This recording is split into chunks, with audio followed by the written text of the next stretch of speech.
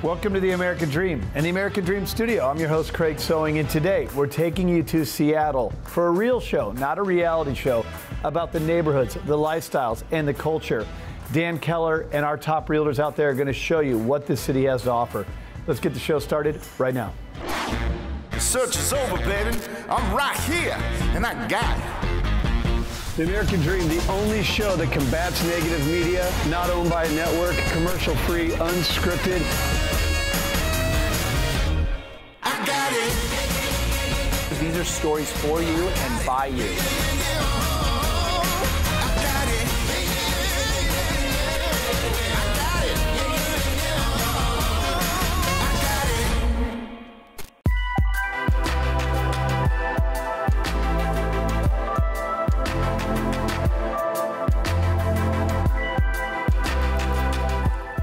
One of the issues facing our country today is the homelessness crisis. We've all seen it on TV, and I think we all wonder, what can we do as a people to really help? I'm here today to introduce you to the Block Project, which is an innovative program that actually puts tiny homes in people's yards. This happens to be the yard of my client friend, Doe Driver, who is not only a pioneer in this regard, but she's also one of the first vegans I ever met, and has a fabulous restaurant called the Wayward Cafe. Let's go take a look at both. My name is Ann Nordling. Welcome to the American Dream. Hi, I'm here with Jennifer T., who is the Deputy Director of Facing Homelessness. Thanks for meeting me today on American Dream TV. I appreciate it. Yeah, it's wonderful to be here. Could you please tell us how this whole initiative got started? Yeah, so the founder of Facing Homelessness, his name is Rex Holbein, and he has been a residential architect high-end residential architect for over 30 years. And one of the things they wanted to do was also create affordable housing opportunities. And so they came up with the Block Project, and that was in 2016. And our first resident moved into a block home in 2017. If a community member wants to be a part of this, how do they, what are the steps? Yeah, that's a great question. And the really cool thing about the Block Project is that it was built out of a hope and a desire to create community, and so engage as many community members as possible. So we have a block shop, and that's where the panels for the homes are fabricated. And the panels have been created in such a way that anyone who can hold a hammer can participate. And then finally is we have hosts who actually host the home in their backyard. Mm-hmm. And so that is a really amazing way that people can get involved, and we do the construction, we maintain the homes. We have social workers on staff who work with the residents, and so really it's hosting the home in the backyard, and we try to make that as light of a lift as possible. I mean, this is boots on the ground, making a difference in our community. Thank you so much, Jennifer. I really, really appreciate it. Thank you so much, Ann. Very exciting. I'm here with my friend Doe Driver, the visionary who has a tiny home in her backyard. Doe, tell me how you found out about this project. It's incredible. Well, I first learned of the Block Project because I was following Facing Homelessness Facebook page, and they mentioned it, and it came up a few times, and I thought about it, and I thought, I should at least measure my backyard. And then once I measured it, I thought, well, it should fit, so I'll email them. And then I emailed them, and it kind of went from there. How's it worked out for you? It's worked out really well. That's great. It's such a great team to work with. It's a fantastic project, and my resident is a wonderful person, and I really couldn't have asked for better.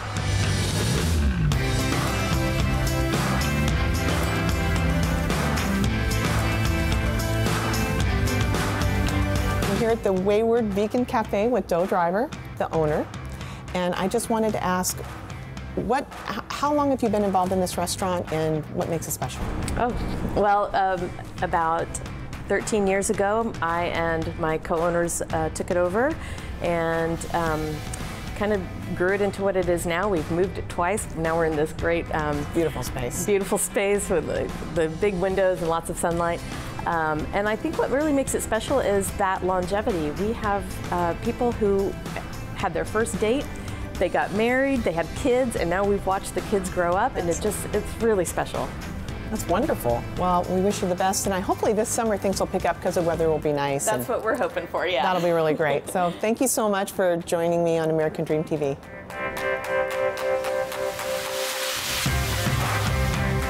If you're a Seattleite and you're interested in participating in the block project, you can find them on facinghomelessness.org. This is the Wayward Vegan Cafe. Come down and have breakfast, lunch, or dinner. The biscuits and gravy are amazing. My name's Ann Nordling. Thanks for watching American Dream TV, and we'll see you next time.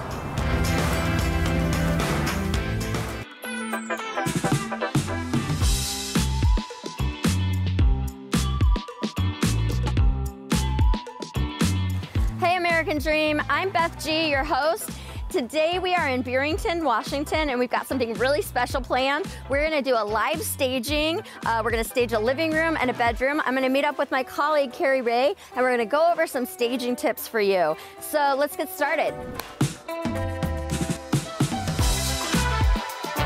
Hey, Carrie Ray. Hey, Beth. How you doing? I'm good. Good.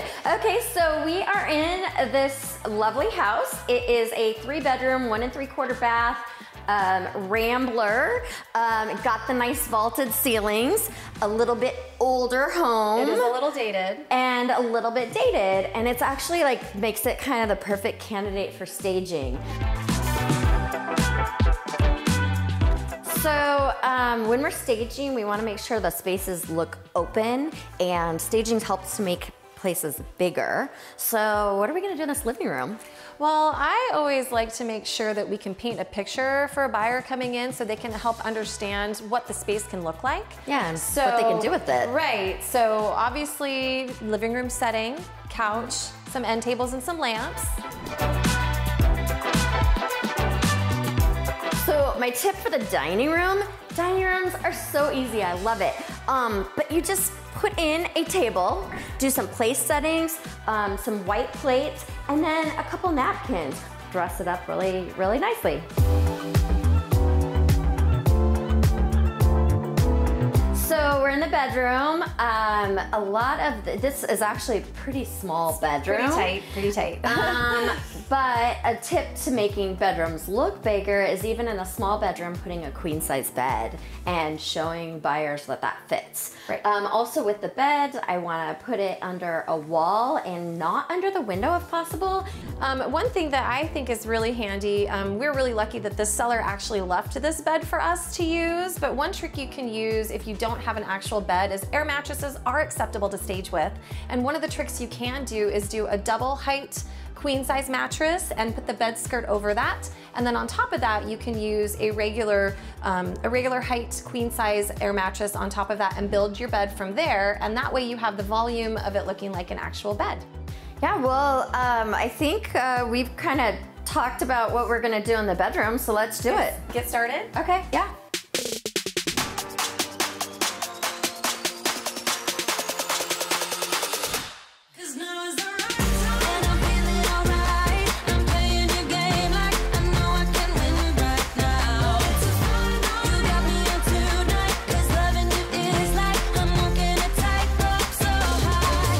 Here we are in our finished living room. It looks great. Yeah, so a couple things we did in here, angled the couch a little bit, and took really like a small kind of space separate, yep. And now it kind of like opens up to the entire area, and so it gives you that whole open feel that you want with staging. Yeah, it feels good. And another thing to think about when you're staging is how the room is going to photograph. You want to make sure that it looks really good in photos and that it looks good in print. Right, because we want people to see the photos and want to come check out the house to sell it. That's right.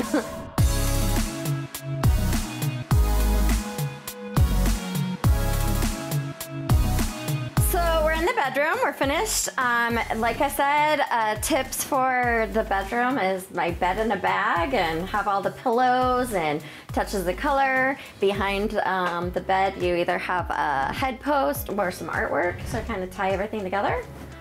Well, and another thing that's super helpful when you are staging a bedroom or a bathroom for that matter is to have a steamer to make sure that you can steam out all of the wrinkles that are in the bedding or the towels.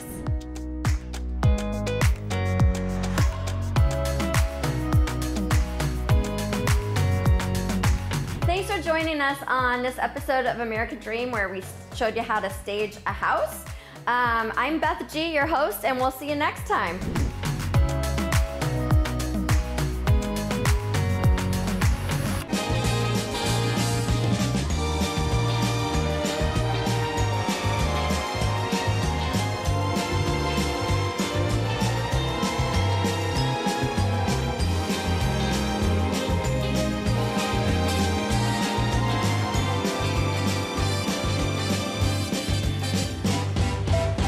Welcome to the American Dream. I'm Brennan Klaus. And I'm Tracy Erickson. And we're the collective group with Compass here in Seattle. Today we're on Capitol Hill at a fabulous townhome that's over 2,000 square feet.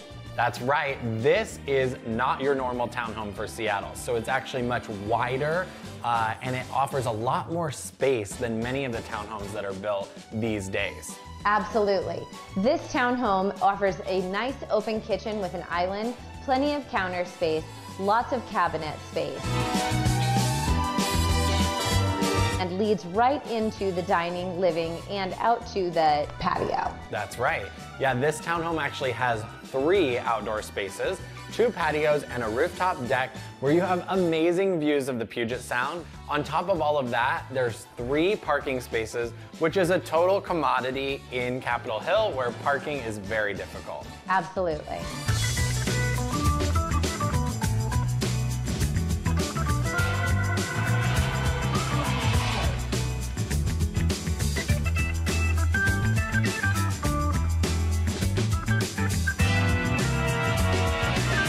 North Capitol Hill is definitely a quieter part of Capitol Hill, but you still have access to the restaurants, the coffee shops, grocery stores within walking distance. So this townhome is about 2,000 square feet, again, 3 bedrooms, 2.5 bathrooms, and it's listed just under $1.5 million. And we're so happy that you're able to come take a tour with us today. I'm Brennan Klaus. And I'm Tracy Erickson. And we're the collective group at Compass here in Seattle. Thanks for joining us on the American Dream.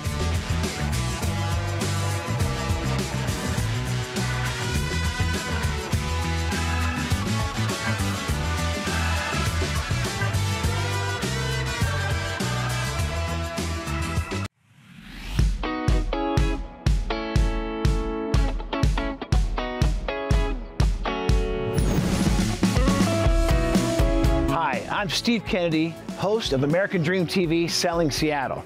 This week we have our new listing at 1820 Warren Avenue North. It's a 1903 transitional style home. Transitional meaning coming from the 1890s of the Victorian era into the arts and crafts era, the early teens. This is noted by the hot-fired clinker brick that's decorative on the outside here. And then the clinker brick was also moved into what's called the Seattle Craftsman style in the early 20s. This home is roughly 3,300 square feet. Let's go inside and talk with Melissa.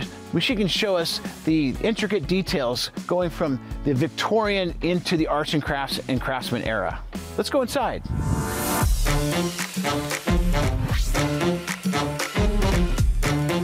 Immediately upon entering this Victorian transitional home, you feel how the formal spaces are retained. The homeowners of 30 years updated this kitchen but kept the formal spaces intact. They modernized the appliances, they made efficient use of the cabinetry, and while they're in a smaller kitchen, it opens to this formal entertaining space. This beautiful formal living room has hosted many large dinner parties. You can seat 24 people right here in front of the fire. One of my favorite features of this Victorian home is its 3 fireplaces. In addition to the radiant heat, you could zonally control with a warming fireplace on every level. This family lived at 1820 Warren Avenue North for 30 years. And one of the greatest things they loved about it was they were across the street from sweet Little Howe Park, where their kids had Easter egg hunts, swam in the wading pool, and played soccer in the fields. And now this story's not over. Let's go see where this family transitioned to out of this larger home into a 1-level condominium.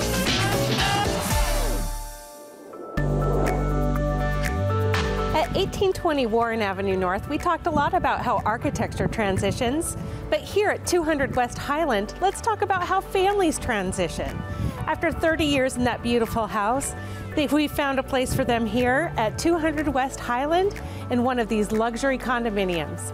That will transition their lives to the next phase of life where they get to be grandparents. One of the priorities of the homeowners was to get to stay in Queen Anne. They got to, and they're still across the street from a park, this time Cherry Park. One of the hardest parts of the transition for the family was not having a place that they can garden. The great news is Queen Anne has a few pea patches, and we were able to secure them a spot in a pea patch nearby.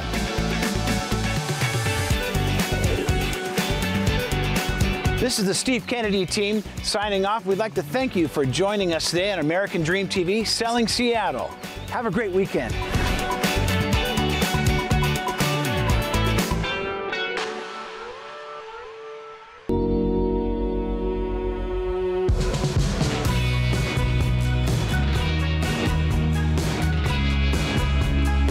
Hi, American Dream. I'm Emmy Zier, and welcome to Bainbridge Island. I gotta do something really special and be interviewed about this house behind me. It's an amazing historic home that was first built in 1908. It's a Georgian-style mansion that was one of the primary homes that was built here on Bainbridge Island. What does kidnapping, airplanes, and President Nixon have in common? Stay tuned, you're not gonna wanna miss this interview.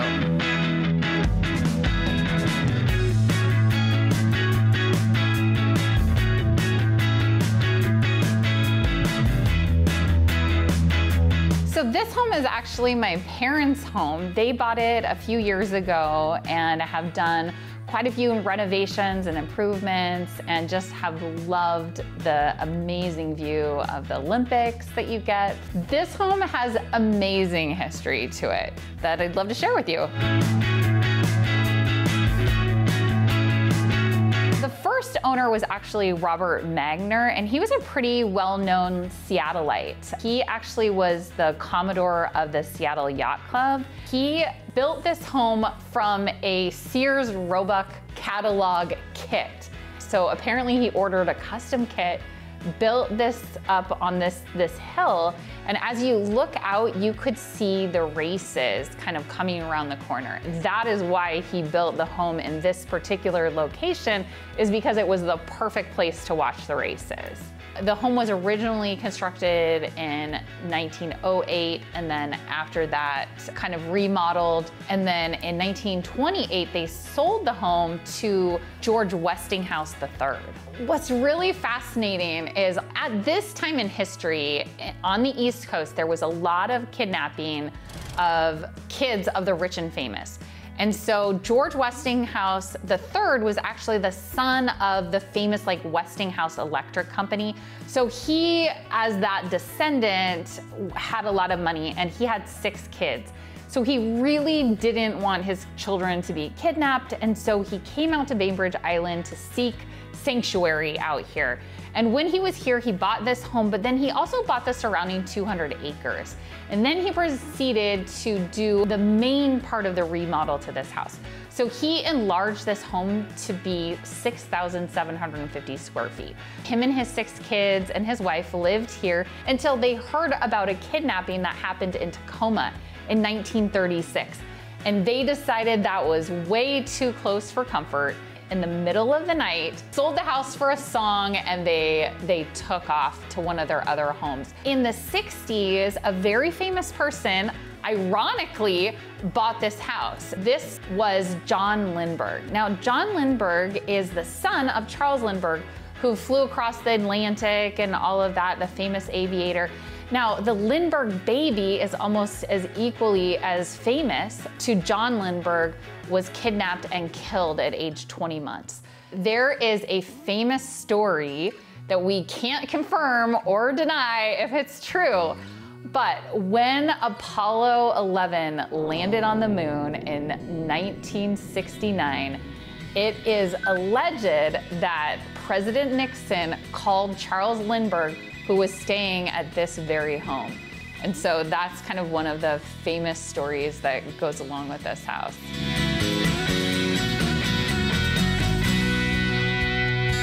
It's been amazing to live here for the last few years and be able to visit my parents out here on Bainbridge Island. The views are just spectacular. I can't think of a better place to come in the summer. And so we have just really enjoyed being a part of this historic home and all the history here.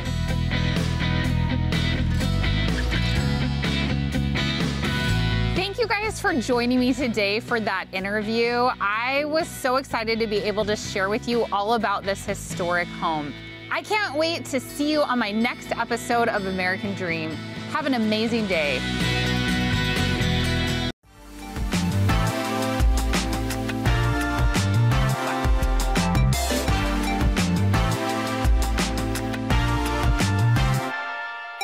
American Dream. We're at the Phoenicia restaurant in Seattle today. It's a family-owned business since 1975. It is an incredible restaurant. They have a lot of cocktails and delicious food and the history. So we're gonna find out all about that and meet them, and they are living the American dream. I'm your host, Beth G. Let's go meet them.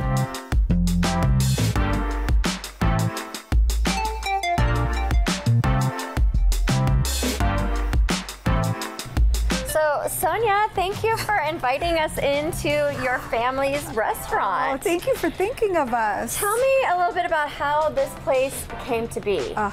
Such a cool story. So my parents immigrated here from Lebanon in 1975. You know, the true American dream, what is it? To own a successful business and be welcomed truly, wholeheartedly into a community, and that is exactly what happened. I mean, I was here the other day and people are walking in and it's like a family atmosphere, like everyone knows your name kind of style, cheers style, I guess. It is. It's the cheers of the Middle East. Well, Nadia is going to introduce you to some incredible cocktails. Let's take a look at these cocktails. Yeah.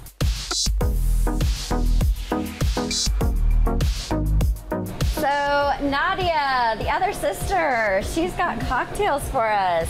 Can you tell us what these are, Nadia? Oh, yeah. So we've got the one you're drinking right now is called the Burj Royale, an Aperol grapefruit gin cocktail. We infuse the gin ourselves with grapefruit. It's delicious. It's my favorite. It has fresh mint in it. And this is the Empress right here. This is made with Empress gin and lavender honey that we make here. Wow. It's probably our most popular. I like them, they're so pretty. I know, I don't even know if I want to drink them, they're so pretty. Oh, this one's called the Pretty in Pink because it is so pretty. It's a vodka based, girls' night favorites. And that's awesome. with vodka and strawberry thyme syrup. But there's one more. I gotta give you one more. There's one more. Okay. Yeah. Our take on an espresso martini. So this is a Turkish coffee martini. Basically like an espresso martini, but we make it with Turkish coffee instead. So it's got a little bit of a different twist to it. Awesome. I think we should cheers to living the American dream at Phoenicia. At Phoenicia. With my two beautiful sisters. Cheers.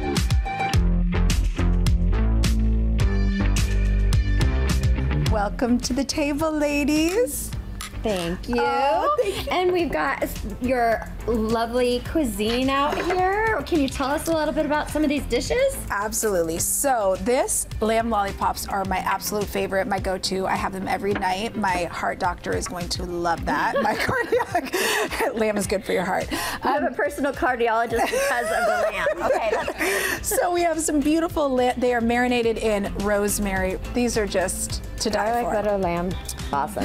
So the saffron chicken is Phoenicia's signature dish, I would have to say. It became so popular that people literally will just order extra saffron sauce. What is it? It's a creamy saffron sauce with a secret little spice blend that we make. Secret spice People blend. love it. The pizzas are cooked in a 800-degree oven.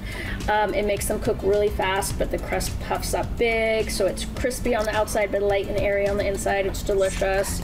The fig and pancetta is probably our most popular. Truffle oil and mushroom, I love that one. Even without the mushrooms, just truffle oil. So good. It's like glorified cheese bread. It's so good. And of course, a classic margarita right there. It looks great. I think we should sample some.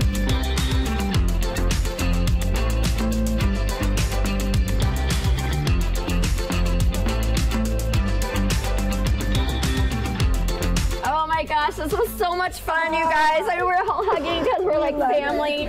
This restaurant is so great. Thank you for joining us at Phoenicia. Come on in and check out their cocktails and their pizzas.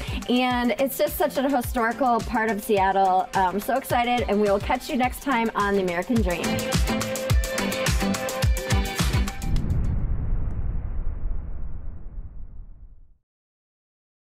Well, I hope you enjoyed today's show as much as I enjoyed hosting it.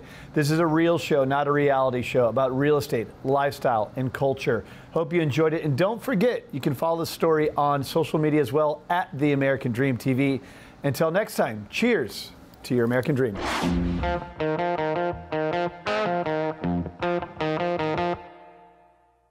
Hello, America, and welcome to the American Dream, a national TV show centered on real estate, lifestyle, and culture. Let's get this show started right now. I ain't gonna wait. I'm coming at you straight. Got you in my rear view. I don't even hear you. I'm already flying away. I cannot wait to show you the inside of this incredible estate.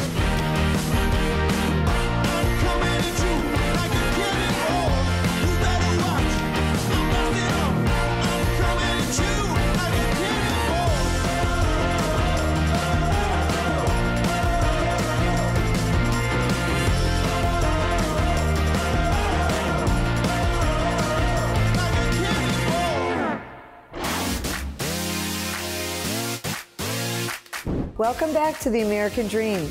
Let's get this show started right now. I don't think they heard me. I don't think they heard me the first time. Does this ever get old? A national TV show centered on real estate, lifestyle, and culture. There's never a day that I don't love hopping on my cruiser, taking a spin around the bay. Yeah, you know the biz, baby. Yeah, you know the biz, baby. The way we win, it ain't fair. But ask, do I care? Do I care? I'ma just do my thing, do my thing, do my thing. I'ma just live my life, live my life, live my life. I'ma do what I want. Yeah, that's right, yeah, that's right. Yeah. I'ma just do my thing, do my thing, do my thing. So the American Dream is a show about lifestyles, culture, neighborhoods, but also real estate. We find the best real estate teams all across the country. Let's just talk quickly about the fact that this used to be a really seasonal community. Historically, this area was a ski town. So keeping in that four-season community, I'm going to take you to one of my favorite spots. I put a ring around your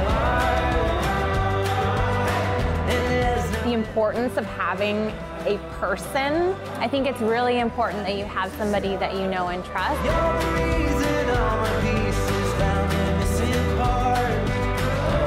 Y'all come check it out. And so when you see that balance and that care and that spirit, people here are friendly.